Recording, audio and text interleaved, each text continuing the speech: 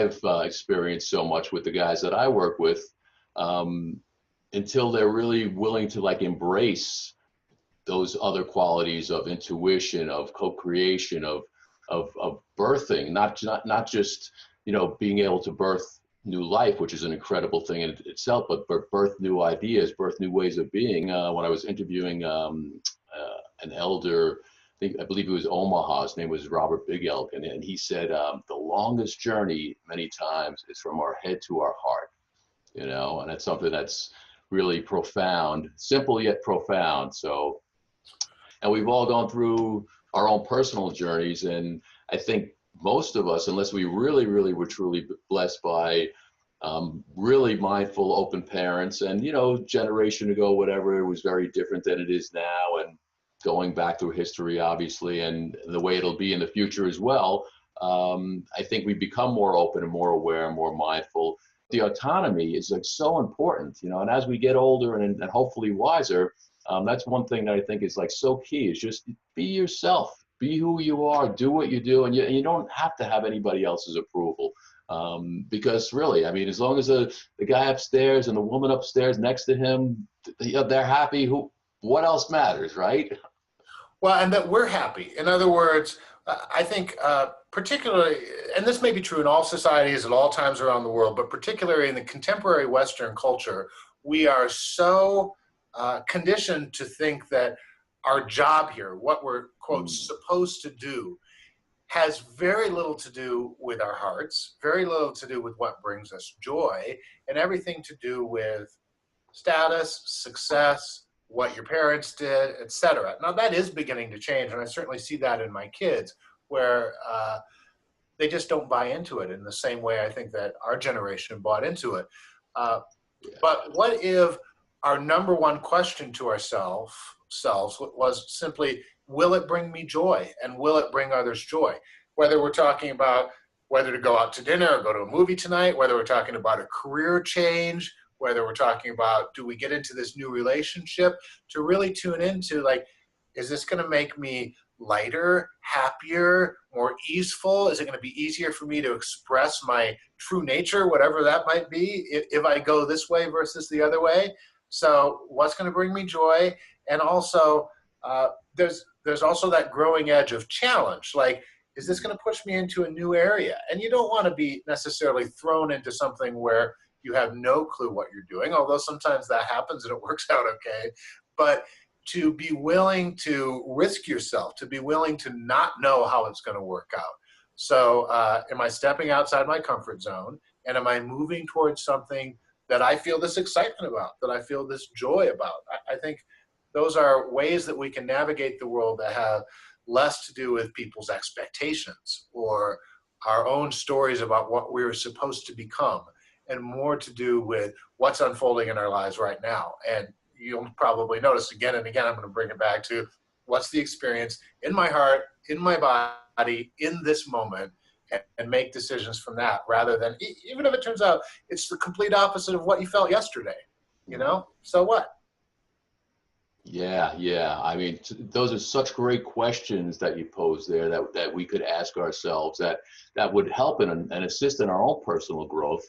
And also, like you just wrapped up here, being in the moment. I mean, that's all we have is now. You know, so many times we focus on the past, which is behind us. There's nothing you could do about it. All that does is cause worry, and you know, worries never paid any bills. Worries never made us feel better. Worries never solved anything. You know, so, and looking for the future, same thing. We don't know what's going to happen in 10 minutes from now. So being in that present moment and just breathing and accepting and feeling the love, really. I mean, what else is there?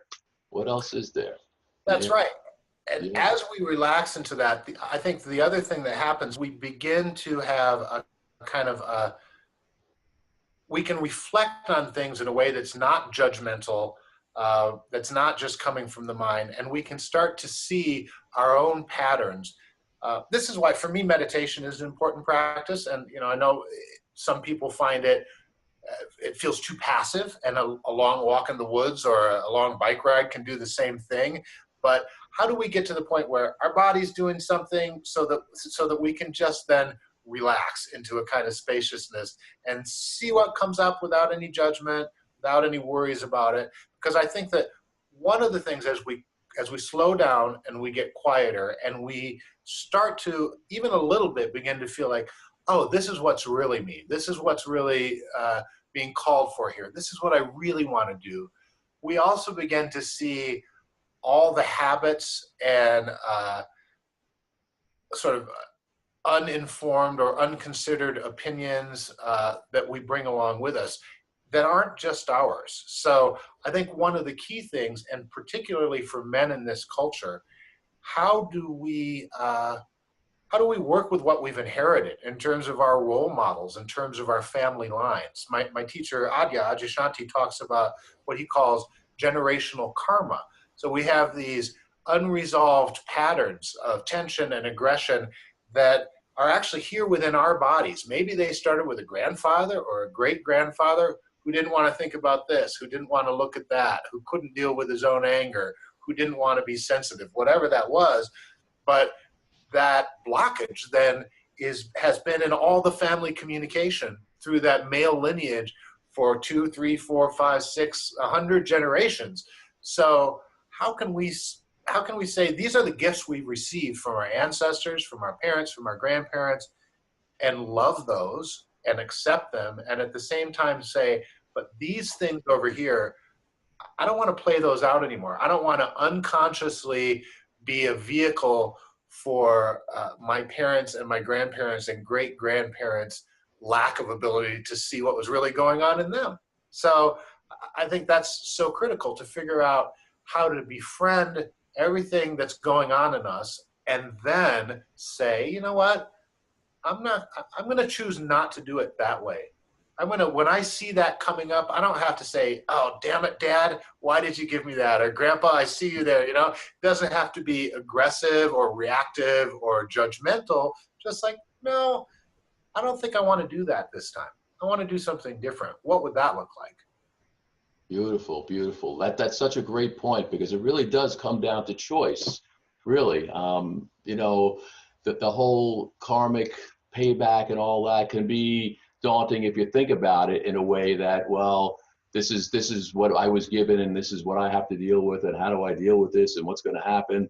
But it really is as simple as just making a choice and saying, this is an old story, this is an old pattern, and just like you were just saying, I don't have to do that. I don't have to be that. I don't have to carry that heaviness, that burden, whatever it is that's holding me back or limiting me or having me believe something that's not actually true. We could just say, hey, I'm gonna make my own future. I'm gonna make my own new story, and think about healthy ways of doing that. I think you would agree. It really is just that simple, making that choice, right? It is that simple, but what you have to do is see that you have a choice to make. So as long as you're still in the grip of these kind of unconscious patterns, and then you have a mental story that says, well, that's the way we do it, or I can't let them insult me, or whatever it is, we excuse our own behaviors in those ways. So that's the thing that we have to stop. That's why we have to make enough space and become comfortable enough with ourselves that we have the option to do something differently. That's why, again, back to the heart can say, dude, you're really messing this up. But there's still some tenderness there. It doesn't have to have this kind of judgmental, reactive, like, no, you can't do it this way, or no, I'm not going to do it your way, or whatever that kind of push-pull is when you get in the mind. The heart can say, yeah, you know what? You're going there again. Do you want to do that? And there's some gentleness and some tenderness. So in that sense, you can say you've cultivated a more feminine quality of self-acceptance, self-forgiveness, and from the place where you go like, hey, this is all part of me. When you can really say that, this is all part of me. Even the things I wouldn't tell my dearest friend from 20 years ago, it's still part of me. Here's who I am. Now, what am I going to do next?